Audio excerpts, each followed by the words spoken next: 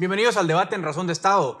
Hoy vamos a hablar de la propuesta o de la idea más bien de reformar la Constitución en el sector de justicia, como lo anunciaba el presidente Alejandro Yamatei. Nos acompañan desde la plataforma virtual el licenciado Philip Chicola, politólogo y director del área política de la Fundación Libertad y Desarrollo, y los abogados Juan Rodolfo Pérez Trabanino y Lorena Escobar, ambos abogados, ambos asociados a Así es. Bienvenidos a esta interesante discusión. Quisiera tal vez comenzar con Philip para tener una visión más política de lo que está pasando, ¿no? Porque al final de cuentas todavía no sabemos tanto de lo que puede hacer esta reforma, aunque sí circula un documento por ahí que ya vamos a comentar en breve. Pero, Philip, un poco cómo están los tiempos desde la perspectiva política, porque estamos a medio, digamos, a medio gas en términos de actividad económica y política, ¿no? Por la pandemia. Se lanza esta propuesta. Sabemos un poco que para reformar la Constitución hace falta, primero, que una gran discusión en el Congreso, 2/3 de votos a favor, y luego ir a una consulta popular. Y si la consulta popular lo aprueba, pues eso ya se convierte en una reforma a la Constitución. O sea que si sumamos ahí los tiempos, Philip, ¿de cuánto tiempo podríamos estar hablando? Sí, yo quisiera tal vez dividir la respuesta en dos variables, los tiempos macro y los tiempos coyunturales. En términos de tiempos macro, y que creo que esto nos permite un poco entrar en contexto, creo que ya hay un consenso generalizado que el modelo de comisiones de postulación para elegir las altas cortes del país se agotó. Tenemos los procesos 2009, 2014 y 2019 de elección de Corte Suprema de Justicia, en donde han habido serias irregularidades, en donde se ha demostrado la injerencia de actores políticos, de grupos mafiosos y criminales que operan de forma paralela para tomar control de las Cortes. Yo creo que ese modelo ya se agotó, eh, tenemos 12 años de estar discutiendo precisamente en que este sistema de las comisiones de postulación se ha prostituido, lo único que ha provocado la politización de la academia, de los gremios profesionales, no está garantizando que sean los mejores quienes lleguen a las altas cortes. Entonces, en ese sentido, creo que a nivel de tiempos macro, ya hemos llegado a un punto como país en que tenemos que replantear el modelo de elección de autoridades judiciales. Ahora, el otro componente, que es cómo están los tiempos coyunturales. Bueno, estamos en receso legislativo, pues el país está operando a media marcha por la pandemia, es un proceso complejo la discusión de una reforma constitucional, entonces quizá ahorita, digamos, la propuesta de reforma de ingresar al Congreso este viernes, que es lo que se ha platicado, vaya a pasar por lo menos un mes y medio, 2 meses congelado, simplemente porque el país no se está reuniendo, porque el Congreso está suspendido o por lo menos está en periodo extraordinario de sesiones, y de empezarse a discutir, seguramente podría ser hasta agosto, en el mejor de los casos. Y después tendría que darse todo el proceso legislativo de aprobar la reforma, de someterlo a consulta popular. Es decir, estaríamos hablando que en caso todos esos procesos pasen y caminen de forma acelerada, en el mejor de los casos, falta todavía un año para llegar a un eventual escenario de reforma constitucional. Ok, eso ya nos da un panorama un poco distinto de los 6 meses que más o menos anunciaba el presidente. Lorena, aquí tal vez la otra pregunta que yo te haría, ya también hablando en términos de viabilidad, todavía tal vez no entramos tanto al fondo, pero en términos de viabilidad, ahorita estamos en un momento complicado, ¿no? Porque en octubre del año pasado vencía el periodo de los actuales magistrados de Corte Suprema de Justicia y de salas de apelaciones. Por cuestiones ahí de impugnaciones al proceso, todavía no hemos logrado integrar esas cortes, pero la última, digamos, la última resolución de la Corte de Constitucionalidad, pues que se refería al caso de las denuncias que presentaba el Ministerio Público, en pocas palabras dijo, miren, aquí hay algunos actores que, digamos, su imparcialidad puede estar cuestionada por las reuniones que se sostuvieron, pero el Congreso le toca conocer el informe del Ministerio Público, ver quiénes no son elegibles y elegir cortes. O sea, en ese periodo estamos ahorita, Lorena, de que el Congreso tiene que elegir Corte Suprema de Justicia. Y luego viene esta propuesta y el presidente ahí no deja muy claro si él lo que está planteando es que esta reforma constitucional resuelva el problema. Pero yo te pregunto a ti, en todo caso, ¿qué tiene que pasar primero? ¿Tiene que nombrar corte el Congreso o tenemos que esperar a que esta reforma se discuta y entonces cuando ya todo se apruebe en un año nombremos corte? Tenemos que acatar la orden de la Corte de Constitucionalidad. Es decir, El Congreso tiene la obligación y la facultad de elegir a la Corte Suprema de Justicia, a las salas de apelación. Y eso debe de atender las consideraciones que hizo la Corte de Constitucionalidad para la forma de elegir magistrados. Yo creo que una cosa no es excluyente. El que se discuta la reforma constitucional, que se inicie todo el proceso que ya indicó Philip, se tiene que dar, pero también debe de acatarse la orden y lo que establece la Constitución. Nosotros, como así es, siempre estamos impulsando el Estado de Derecho y por ende la democracia y los principios republicanos y democráticos. Por lo tanto, creemos que debe de elegirse a Corte Suprema de Justicia y a Corte de Apelaciones. En este contexto que toca, pues obviamente nadie se preparó para una pandemia, ni nadie, pero no es excusa que no se elijan magistrados. Ok, ese es un punto muy importante, porque entonces ya nos ponen en el tablero el orden de las cosas, el orden de los factores, ¿verdad? Va a haber que nombrar cortes y paralelamente, digamos, en otro carril discutir esta reforma. Ahora... Sí, y la discusión debe darse, esta propuesta que el presidente va a presentar, según sus palabras, el día viernes, será sometida a discusión. Es una propuesta base para reflexionar algo que ya hemos venido los ciudadanos, algunos, hablando desde hace años, y que son puntos orales para un fortalecimiento del sistema de justicia. Ok, Juan Rodolfo, ahora vayamos un poquito más a materia. Yo sé que el famoso documento que circulaba pues por los medios electrónicos ayer no tenía el sello del gobierno, pero al final, pues preguntando, la gente confirmaba que aparentemente sí era un documento que venía desde la discusión en la presidencia. Y un poco para entrar a tocar los temas generales de propuesta, quizás lo más llamativo es que a ver, nadie defiende el modelo actual. Yo creo que ahí estamos de acuerdo todos, ¿no? Que el modelo actual no sirve. Pero lo que se está proponiendo en esta reforma, Juan Rodolfo, es que ya el colegio de abogados o los decanos de las universidades privadas no sean parte de una comisión de postulación, sino que directamente nombren 3 magistrados cada uno. O sea, que el colegio de abogados ponga 3, que los decanos de algunas universidades pongan 3. ¿Cómo es más o menos tu impresión al ver esta propuesta, Juan Rodolfo? Miren, es interesante. Yo lo que tengo acceso es a 5 o 6 láminas de PowerPoint que nos enviaron ayer por las redes sociales.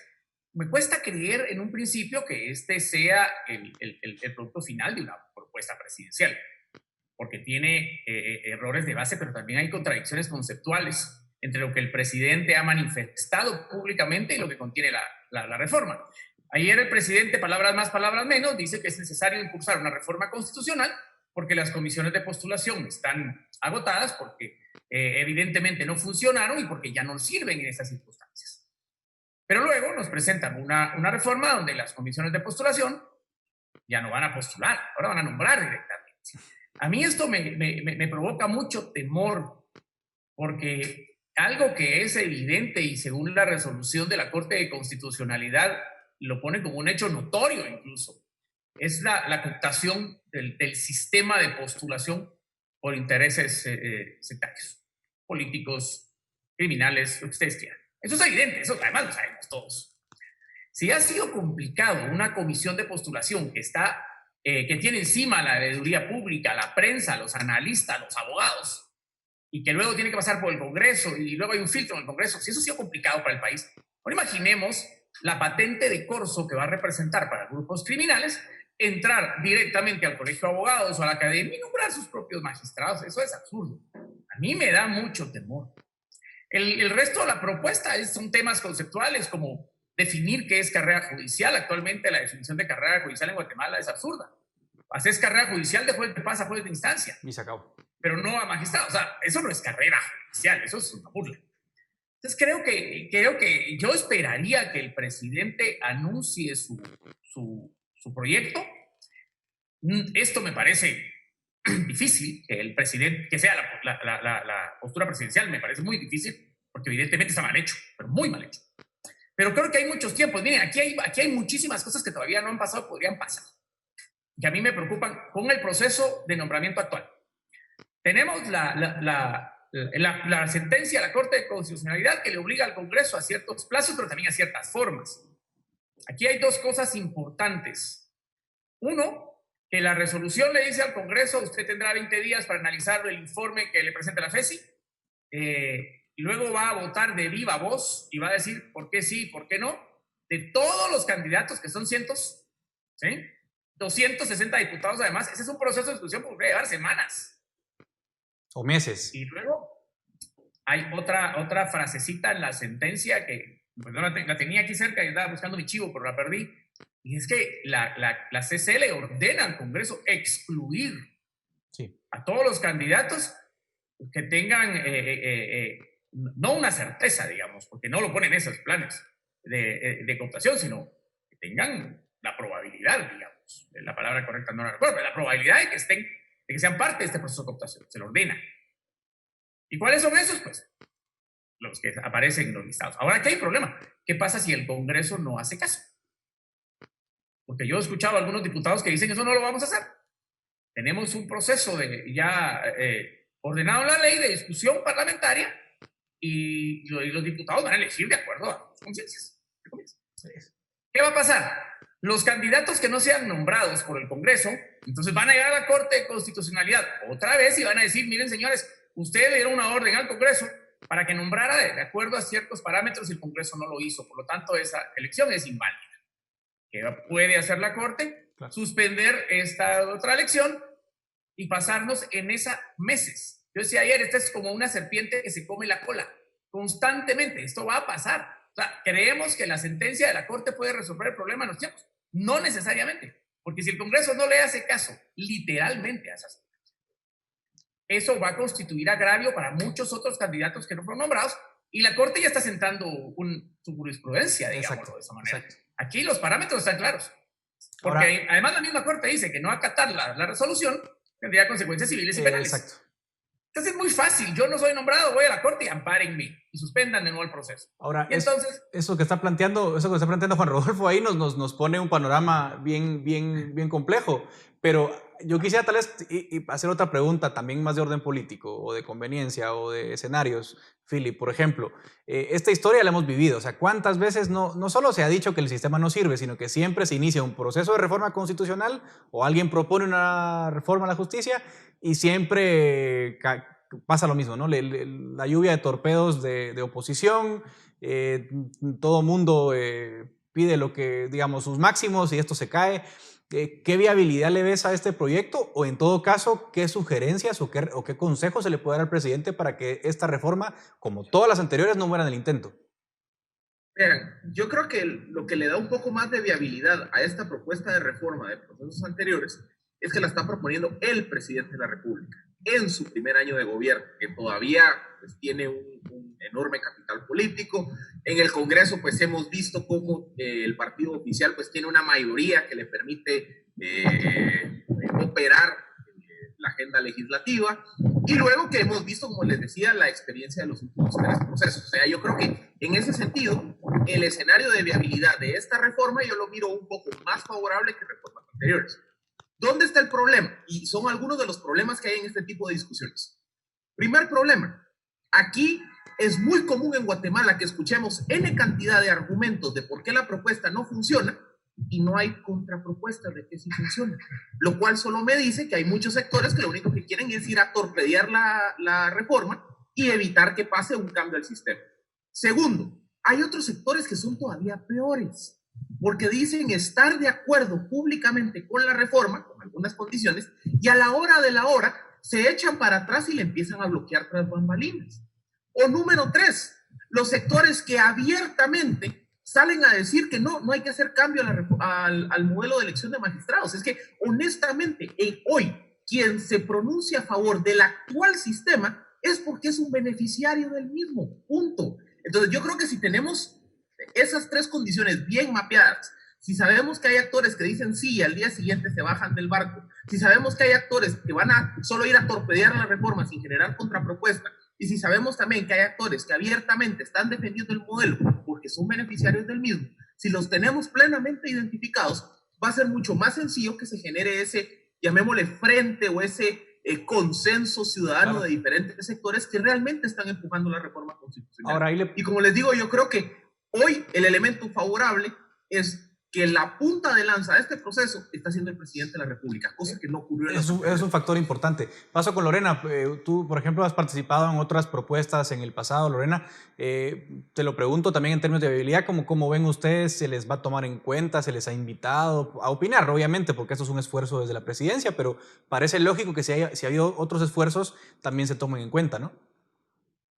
Sí, fíjate que de hecho nosotros estábamos discutiendo ante la dificultad que mirábamos, ya visualizábamos desde el año pasado. Recuerdan ustedes que incluso hicimos un ejercicio en donde decíamos en una infografía que no nos metan gol porque coincidía el año de elecciones con el año de cambio de cortes.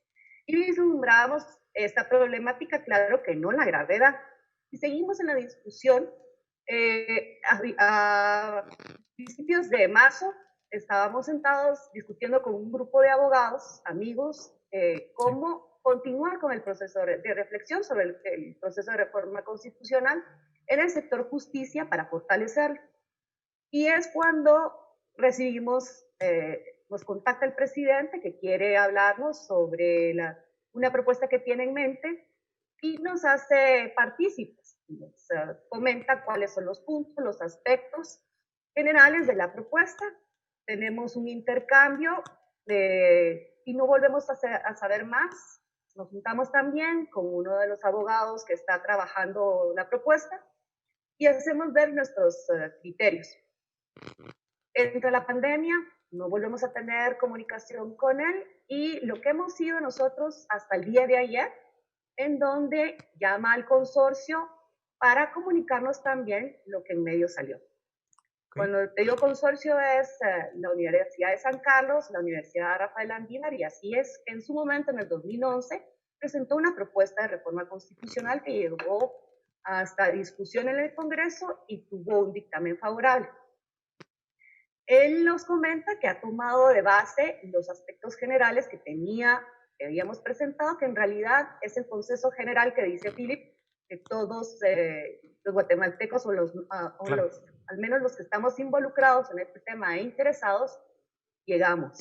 Es decir, el organismo judicial debe de ampliar su carrera judicial, además los plazos deben de ser más prolongados para generar estabilidad, también la edad de retiro, la carrera judicial, y ayer nos comentó también que su idea de que esta propuesta sea sometida a discusión en un seno, y entonces nosotros lo que hemos sido, no somos autores de la propuesta, nosotros hemos sido consultas, es decir, nos han invitado a opinar sobre la propuesta. Esperemos que, según las palabras del presidente, esto se habrá a discusión. Es un documento, Martí lo llamó él, ¿Cómo no? En donde la ciudadanía, yo espero que entonces se pronuncie. Lo que decía Philip, nosotros ya hemos tenido experiencia en ese sentido. Todo el mundo dice, no, nos estamos, perdón. Dice, sí nos gusta estos aspectos, estamos claros, pero el cómo, ahí está el detalle. Exacto. La contrapropuesta, que sea coherente, que visualice el fortalecimiento. Te voy a interrumpir, Lorena, perdón, porque nos estamos quedando ya sin tiempo y me gustaría tal vez darle el último minuto a Juan Rodolfo también un poco la pregunta, ¿no? ¿Qué viabilidad le ve a esta propuesta? ¿Morirá en el intento? ¿Tiene alguna probabilidad de sobrevivir? ¿Cuál es por lo menos tu lectura? Miren, depende de cómo. Yo creo que muchos estamos claros de que el sistema no da más. Y hay como estamentos intermedios. Podríamos reformar, podríamos crear una nueva ley de comisiones de postulación, darle otro enfoque, desligar quizá a la academia un poco, al colegio, no lo sé. Mil propuestas bajo la perspectiva de una ley ordinaria. Y eso podría ser a mediano plazo y ocasionaría menos conflicto. El problema es que no resolvemos los plazos. Los plazos seguirían ahí. Los plazos son un gran problema. La forma de nominar magistrados y los plazos son igualmente perversos. Resolveríamos uno, pero no el otro.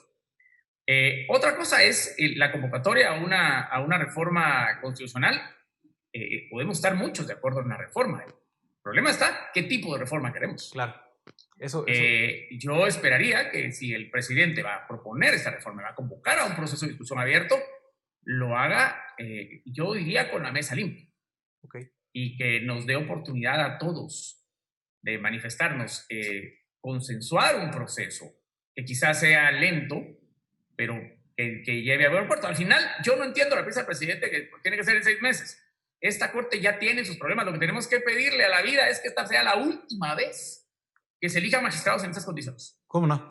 Lamentablemente no tenemos tiempo, querido Philip, así que voy a tener que poner fin a la discusión. Es que se abra la puerta para meter 20 temas más, porque ahí se cae todo. Gracias a los tres. El problema es sector justicia, enfoquémonos en los 4 o 5 artículos de sector justicia. De acuerdo. Nos hubiera gustado tener más tiempo, pero hasta aquí llega nuestro debate en Razón de Estado. Gracias a ustedes por acompañarnos y esto es Razón de Estado.